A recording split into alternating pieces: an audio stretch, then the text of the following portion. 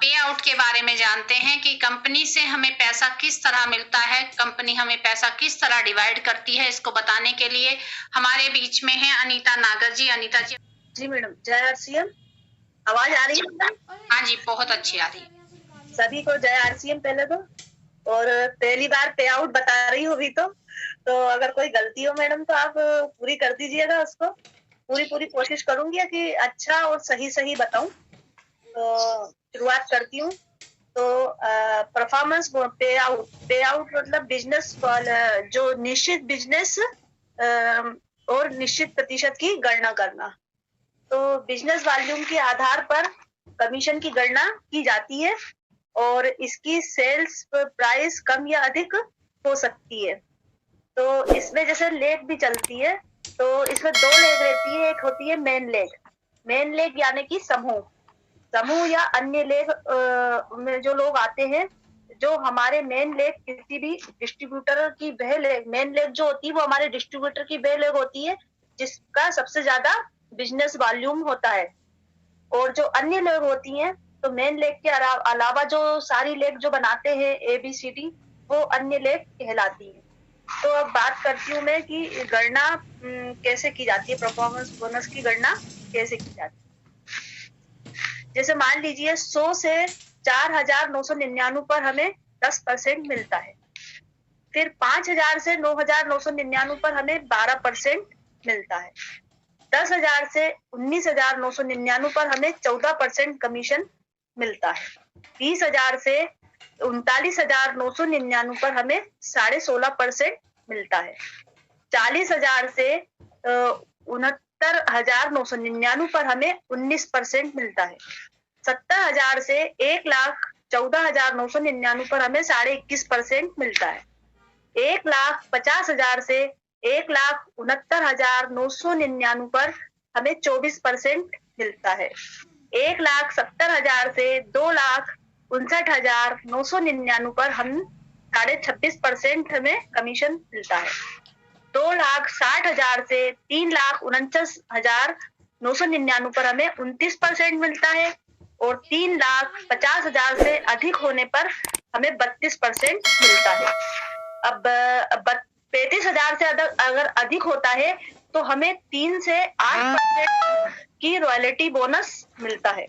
और अगर हम आगे चलकर बात करें तो 1 से 5% हमें टेक्निकल बोनस भी मिलता है। जैसे उदाहरण के तौर पर मैं बताना चाहूंगी मैडम कि जैसे मान लीजिए कि जनवरी माह में जैसे तो मैंने 5,000 बिजनेस वॉल्यूम की खरीदारी करी। तो 5,000 पर हमारा जो प्रतिशत बनता है वो 12% होता है। तो 5,000 का 12% अगर हम निकालें तो 600 रुपए कमीशन आता है, जो सीधे हमें हमारे अकाउंट में आता है। अब जैसे कि मान लीजिए हमने हमारे साथ जैसे जोड़ा A, B, C और D 3 लेग बनाई। तो A ने भी 5,000 बिजनेस वॉल्यूम की खरीदारी करी, B ने भी करी 5,000 की, C ने करी और D ने करी। तो इन सब ने 5-5 हजार बिजनेस वॉल्यूम की खरीदारी करी। तो टोटल हुआ 20,000 रुपए। अब 20,000 रुपए का प्रतिशत जो निकलता है कमीशन, वो 16.5% होता है। तो अब 16.5% का अगर अपन करेंगे तो वो कितना होगा, 3,300 रुपए। अब 3,300 रुपए जो आया वो खाली अपना नहीं है, वो सबका मिलाकर के हुआ चारों का। तो उन चारों में से अब जो इन तीनों ने जो 5-5 हजार A, B, C और D ने जो 5-5 हजार रुपए की जो खरीदारी करी, उनको कितना मिलेगा, 12%। तो उनका 12% निकालेंगे तो वो आएगा 1,800 रुपए। तो 3,300 रुपए में से 1,800 रुपए हम माइनस कर देंगे और घटाने पर जो आएगा वो 1,500 रुपए आएगा। और जो 1,500 रुपए रहेगा वो हमारा कमीशन बनता है। इसी तरीके से अगर आगे चले तो फिर दूसरे महीने में अगर देखा जाए तो जैसे मेरी लेग ने 1 लाख बीवी की खरीदारी करी, तो 1 लाख का 21.5% हुआ।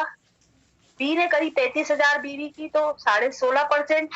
सी लेग ने करा 18,000 बीवी का, तो उनका हुआ 14%। और डी लेग ने 17,000 अगर बीवी करा तो 14%।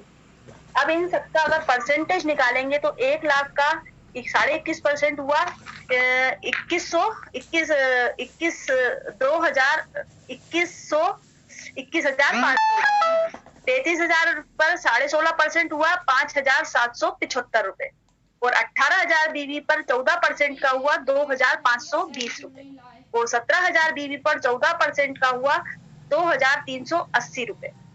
तो ये टोटल कमीशन आया।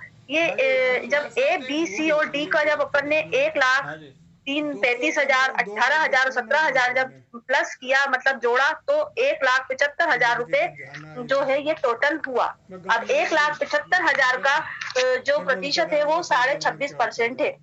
तो 26.5% अगर अपन ने 1,75,000 पर निकाला तो कुल टोटल आया 46,375 रुपए।